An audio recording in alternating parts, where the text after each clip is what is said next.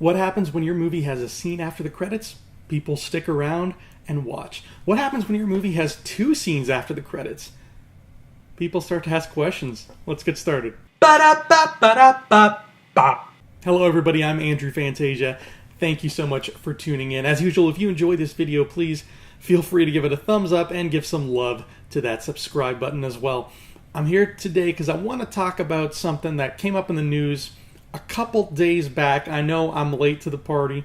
I apologize for that. It has not been a very stable month. Lots of stuff going on. So I am late to a couple parties this month, but that's okay. There's still a few days to wait before the Venom movie comes out.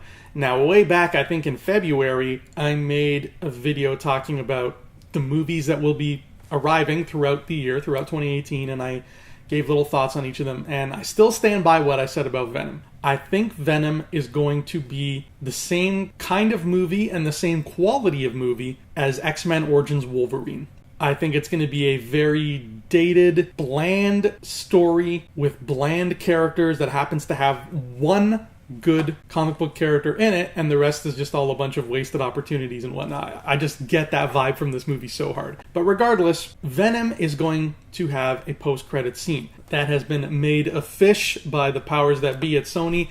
I think we all kind of expected it to. They really want this to bump its way up into a franchise.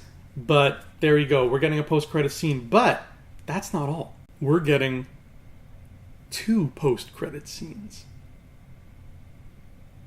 That's twice as many as one. The thing that's striking people as so odd about this whole 2 scenes thing is that it's not being staggered out. Like, for example, in something like Guardians of the Galaxy Volume 2. Okay, Guardians of the Galaxy Volume 2 had not 1, not 2, but 5 scenes that took place after the credits started rolling. But those scenes were all staggered out. Same with other Marvel movies that have had 2 scenes going on there. They would usually have 1 in the middle of the credits and 1 at the end. Makes perfect sense. However, what Venom is doing is it has 2 scenes that are both taking place at the end. Not staggered. So just credits roll, 10 minutes later they're done, 1 scene happens, cut to black, another scene happens. This is weird, man. This is a weird thought. From an editing standpoint, a filmmaking standpoint, it really doesn't make a whole lot of sense. So either A, there's a whole lot of incompetence going on there, or B, and this is what I hope, is that the scenes feed off each other so well that they can't be separated. That one scene inevitably must bleed into the next. I'd be down for that. So this little bite-sized thumb together here is just me trying to hypothesize what we might see in these post-credit scenes. So here are the 3 things that might end up popping up here. Number 1, Carnage. Okay, everybody wants to see Carnage.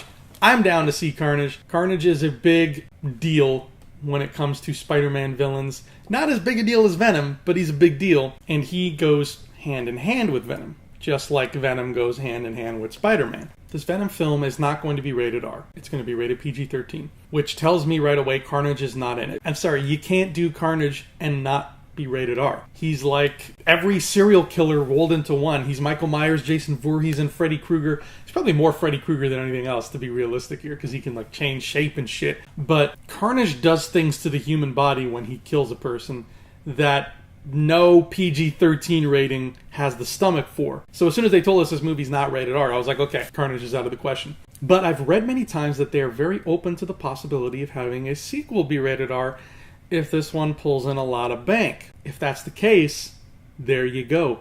There's your spot to put Carnage. Carnage is the kind of character you would save for a sequel anyway. I wouldn't want him to show up in the first Venom movie because he's something that takes time to get to. Just like I wouldn't want Venom to show up in a first Spider-Man movie, because he's something you need to take time to get to. If they tease Carnage at the end of this movie, if we see a little red symbiote crawling around and some psychopath be like, ooh, I'm going to touch that and see what happens, and then the next thing you know, he's like, ah, murder, then yeah, I could get behind that. And if Sony really wants to do the R rating, but they're not brave enough to try it now, that's a perfect way to test the waters, to say, hey folks, hey audience, if you liked this, if you want to see it rated R, we'll promise you a rated R with Carnage if you come back and pay again to see a sequel. That's good incentive. Number 2 thing we might see in these post-credit scenes: that wall-crawling menace Spider-Man! I don't know how many times I have to say it, but Venom without Spider-Man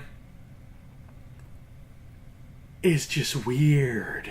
Look up any image of Spider-Man fighting Venom, and they are beautiful images. Like, it just looks so cool to see these two together going at each other's throats. And we got 40 seconds of that in Spider-Man 3, and a lot of people were pissed off. So I can't imagine they'll be any happier to see 0 seconds of that. Especially if the character of Venom is as good as I think he's going to be in this movie. Regardless of what I think of the movie, I think Venom himself is going to be a lot of fun. Playing off a Spider-Man would make it even more fun. So, in these post-credit scenes, what are the chances Tom Holland shows up, even if he's just as Peter Parker, not as Spider-Man? I can write a scene for you right now where that makes perfect logical sense. Okay, here we go. So, the Venom movie story wraps up, and Venom does whatever he does, and he fights Riz Ahmed, and he breaks out of a lab, and shit happens and whatever. And Eddie Brock finally gains control of himself. He's still got the symbiote, but he's sort of in control now, and he's the boss now. And he's like, I'm going to get my life together. And he's already a reporter working for the Bugle, so maybe at some point during the movie he loses his job at the Bugle. Okay? Bear with me. He loses his job. The movie happens, though. He fights the bad guys. He wins. He takes control. He's back in control of his own body. And he's like, I'm going to go back to the Bugle and ask for my job back. So he goes back to the Daily Bugle and he sits himself down in a waiting room and he waits to speak to J. Jonah Jameson. And then another person enters the room and sits down holding a resume. And who is it? But Peter Parker. And Eddie Brock looks over at him and he's like, hey kid, what is that, a resume? Peter Parker's like, yeah, I'm going to apply for a job here as a photographer. I like taking pictures, whatever. And Eddie Brock's like, yeah, I worked here for many years. You ever need anything, any help, whatever, you just ask me. Eddie Brock, by the way. And the kid's like, hey, Peter Parker, nice to meet you. And that's it. Boom. You've set up an opportunity to see these two together in costume, but right now you tease it by having them just be together in their civvies.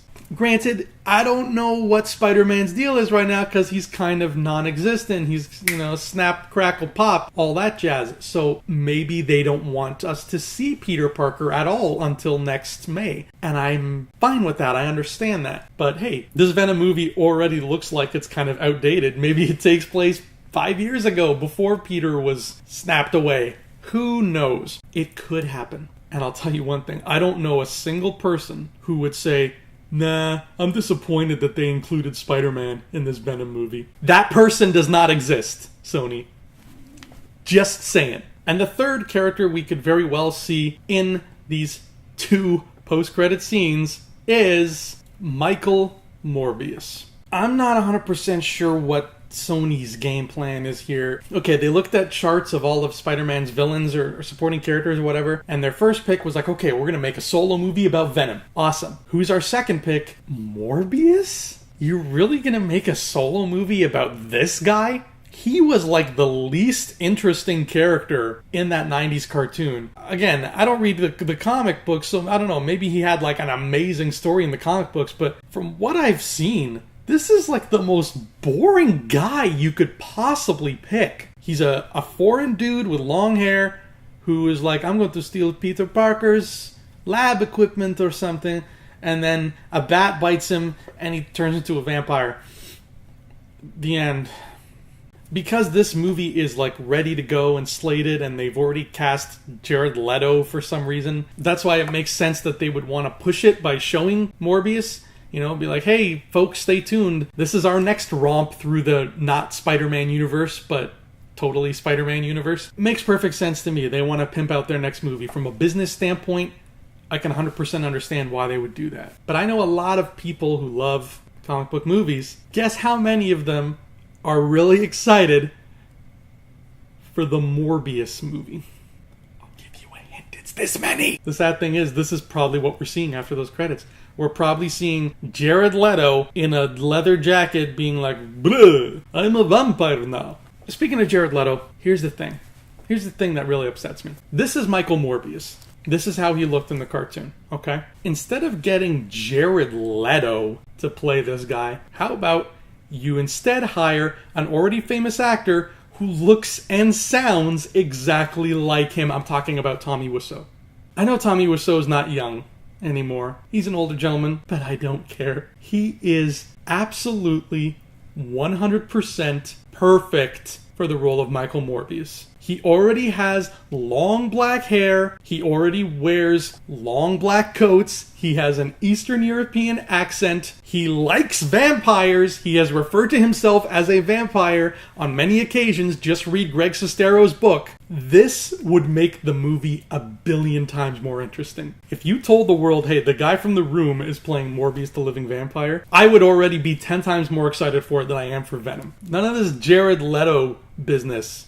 No. Besides, I can already picture all this Tommy Wiseau Morbius stuff in my mind, and it is beautiful. Peter Parker will be all like, hey, Morbius, what the hell, man? You stole the stuff from my lab. And Morbius will be all like, what a story, Mark. I'm so happy I have you as my best friend, and I love Lisa so much. Anyway, how is your sex life? Why would you not want this movie to happen? But anyway, yeah. Morbius is what I think we're going to see. Probably even more likely than Carnage at this point, because while one of them is a gamble, the other one is a movie they are absolutely making and nobody is excited for. Like, nobody. So they might as well try to get people excited for it. For Jared Leto as a vampire. Woo.